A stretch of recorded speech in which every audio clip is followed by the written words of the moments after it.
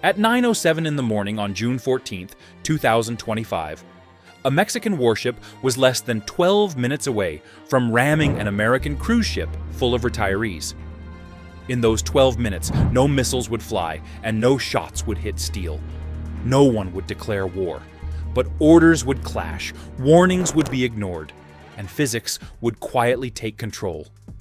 When it was over, people would be dead, ships would be torn open, and two countries would be forced to explain something that never should have happened.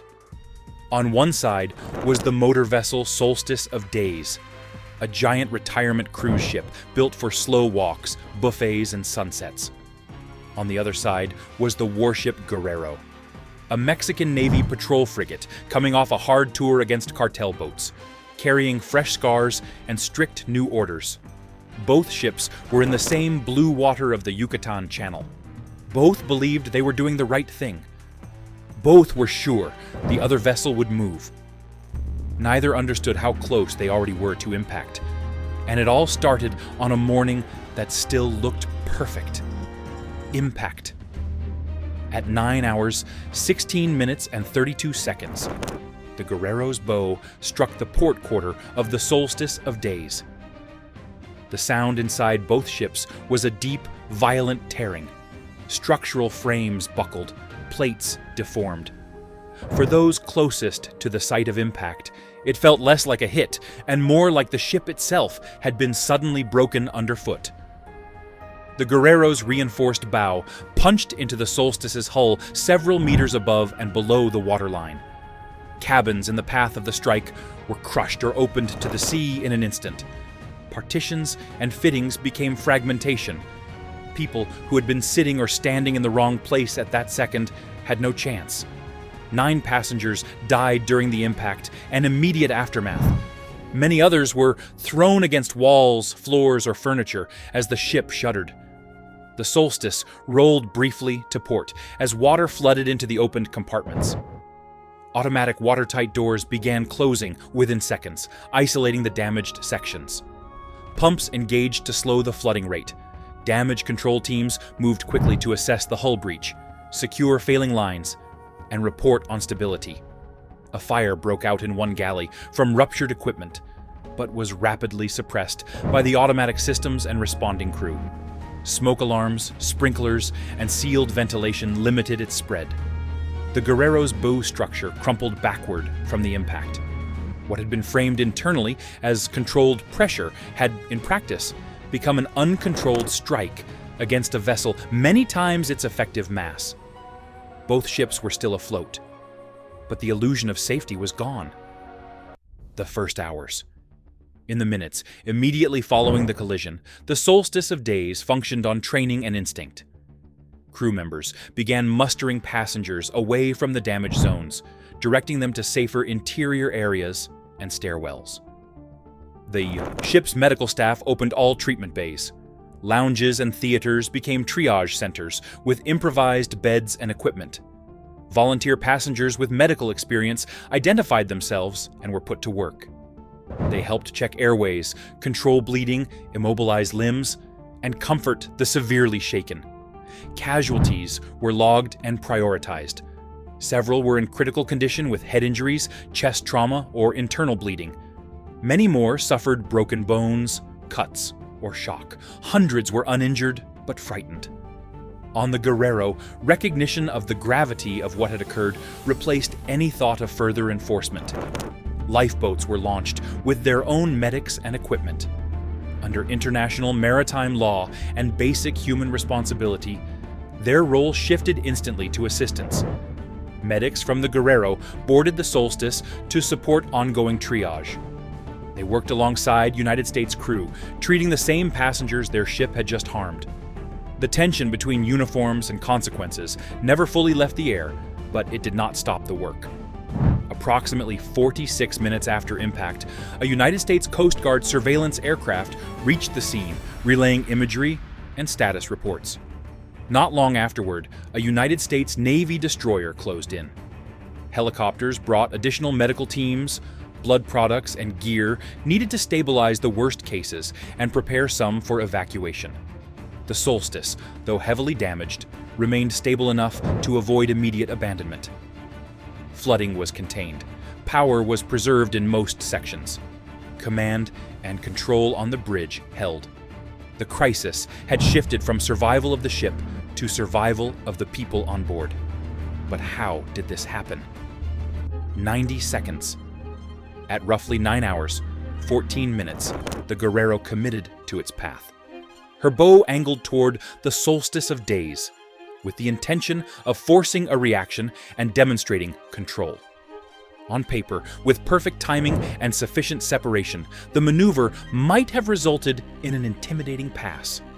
In reality, the distances were too short, the mass difference too great, and the assumptions fatally wrong. On the Solstice, passengers felt a subtle vibrational change and a shift in engine tone. Some glassware rattled. Crew members exchanged looks. A sense of unease passed through sections of the ship, even before any explicit announcement. The captain ordered a ship-wide message. "Attention all passengers, this is the bridge. Please move inside away from outside decks and follow crew instructions. This is a precautionary safety measure." Crew began guiding people inward. Elevators filled with slow-moving, confused passengers. Corridors thickened.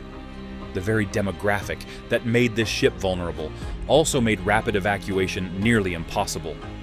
On the bridge, the captain of the Solstice ordered engine adjustments, attempting to reduce speed and alter heading to open more space. The response of such a large vessel, however, lagged behind the urgency of the situation. The numbers did not move quickly enough. On the Guerrero, once the approach line placed them on a near-collision vector, the time required to reverse or swing clear vanished. Even a hard-over rudder and full reverse thrust could not undo the commitment without space that no longer existed. The last 90 seconds were no longer about judgment. They were about momentum. The last calm morning. The Solstice of Days was built to make people forget about risk. She weighed about 138,000 tons and stretched roughly 308 meters from bow to stern. Her decks held more than 3,000 passengers, most of them retirees, many over 70 years old. They walked slowly. Some used canes or walkers. Some relied on small mobility scooters. They had chosen this ship because it promised stability, routine, and medical support close at hand. The ship carried 9 restaurants, 3 theaters, 2 pools, and several medical treatment rooms. The environment was ordered and controlled. Breakfast seating, scheduled activities, predictable noise. There was nothing about the Solstice of Days that suggested confrontation. Outside, the conditions favored that illusion. The wind moved at around 7 knots. Waves rose no higher than 2 feet. Visibility reached far to the horizon. The sky was without threat. A watch officer looking out from the bridge would see a textbook definition of safe water. On that morning, passengers filled dining rooms and walked the outer decks. They focused on familiar topics: families, health, where to visit at the next port. Some watched the water through railings. Others listened to the low sounds of the ship's engines and assumed that any vibration meant function, not danger. On the bridge, the watch team of the Solstice of Days monitored their systems. The course held steady on 97 degrees. The speed sat at 18 knots. The automatic identification system broadcast the same factual message again and again to all receivers in range.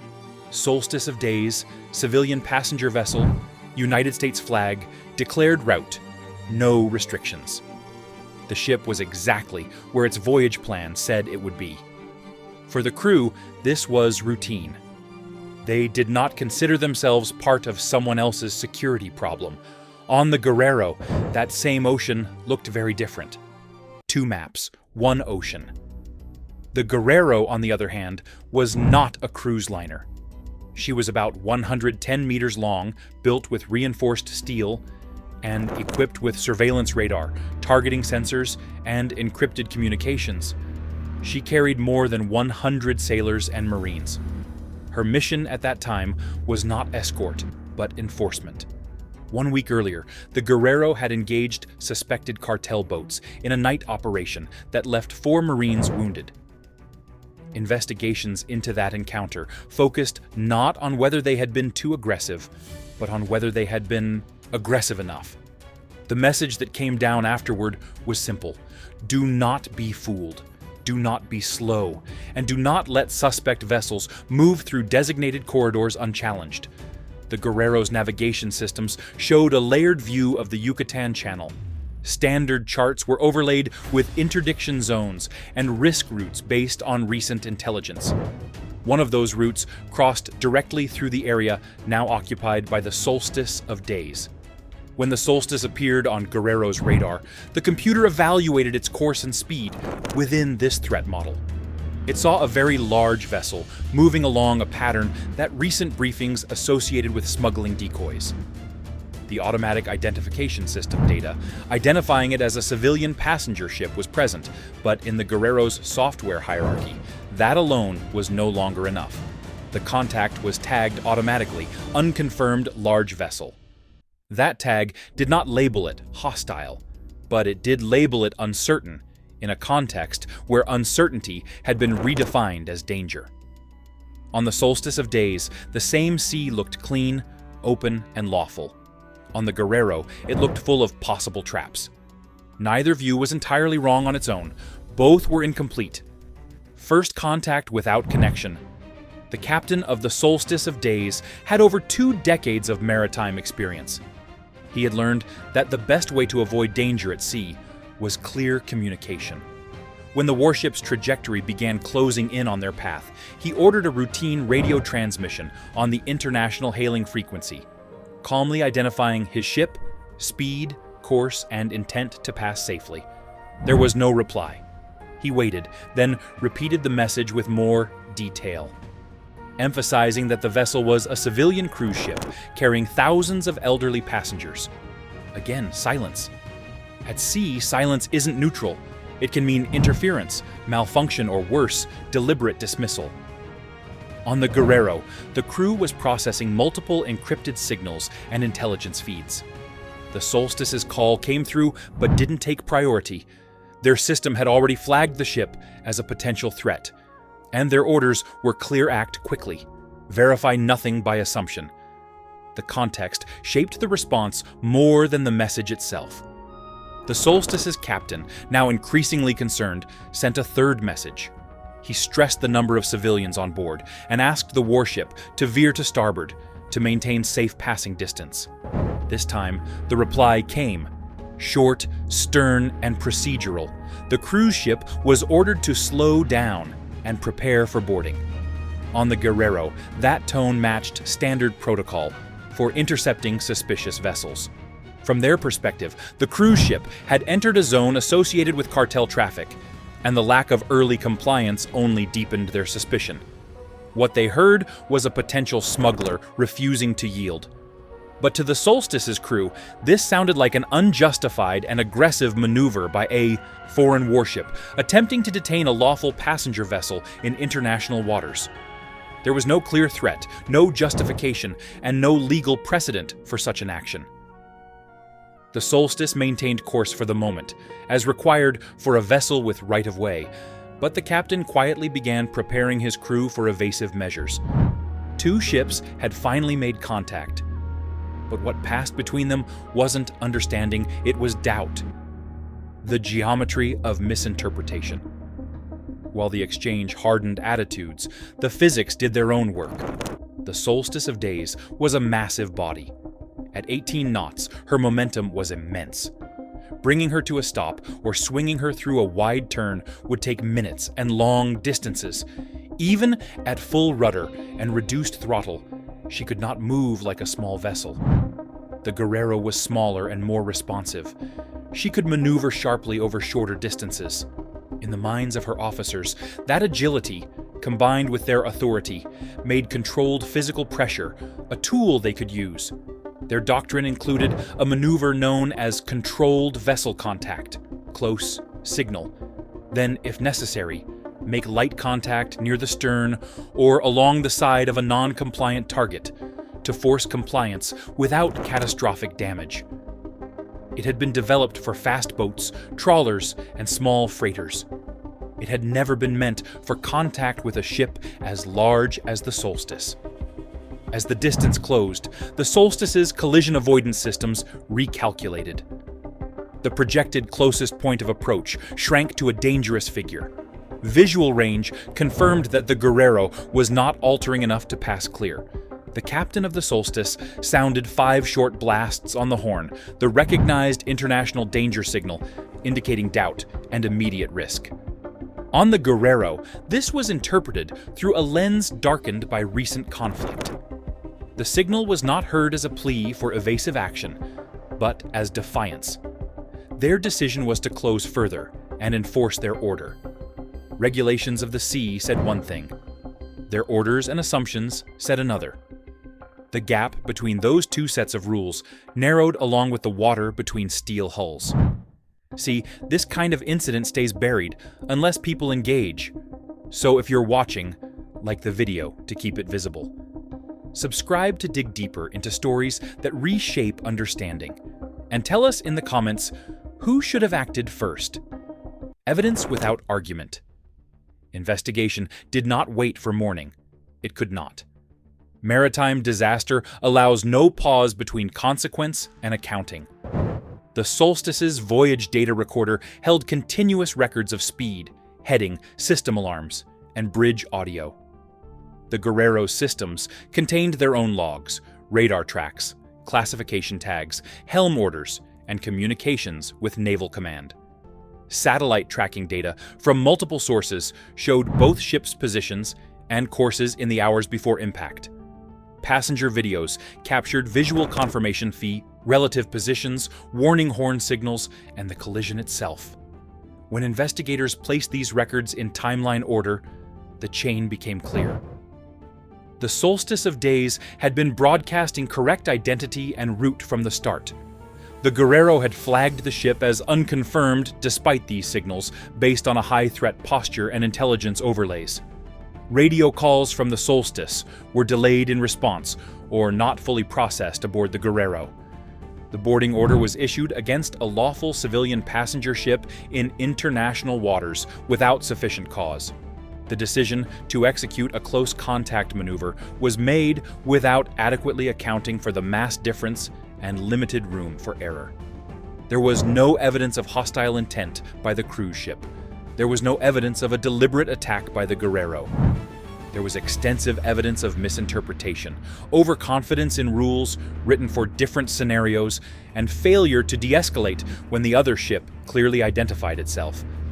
The conclusion was not comfortable for either nation. It was, however, undeniable, cost measured in more than currency. 10 people ultimately died as a result of the collision. 9 were killed by the impact and injuries aboard the Solstice of Days. 1 more died later in hospital care from complications. More than 300 passengers and crew sustained physical injuries. Many required surgery, long rehabilitation, or permanent lifestyle changes. Some never returned to sea or even to confidence in enclosed spaces. The financial damage to the Solstice of Days and its operating company reached into hundreds of millions of dollars in repairs, legal settlements, and lost service.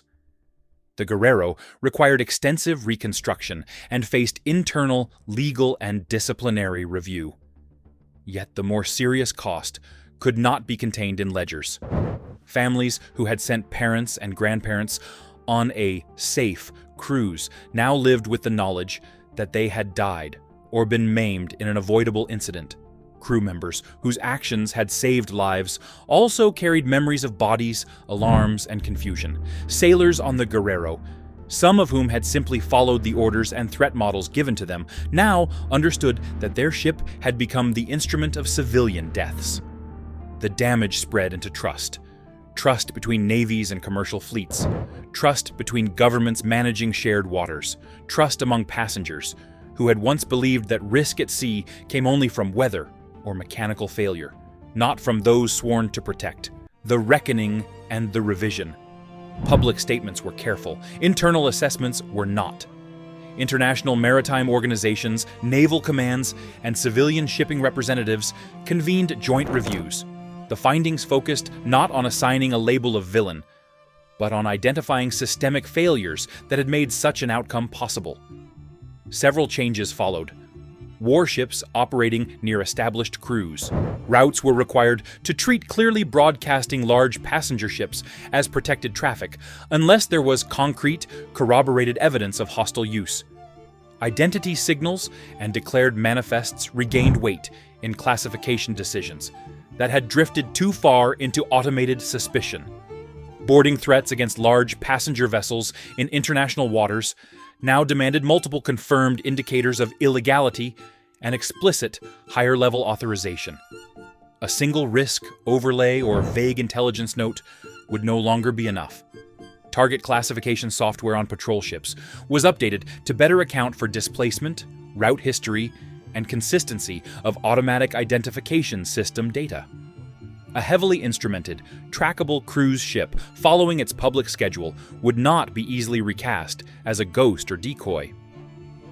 Cruise lines agreed to share more detailed route plans in real time with coastal states operating in sensitive areas through secure channels to reduce surprises.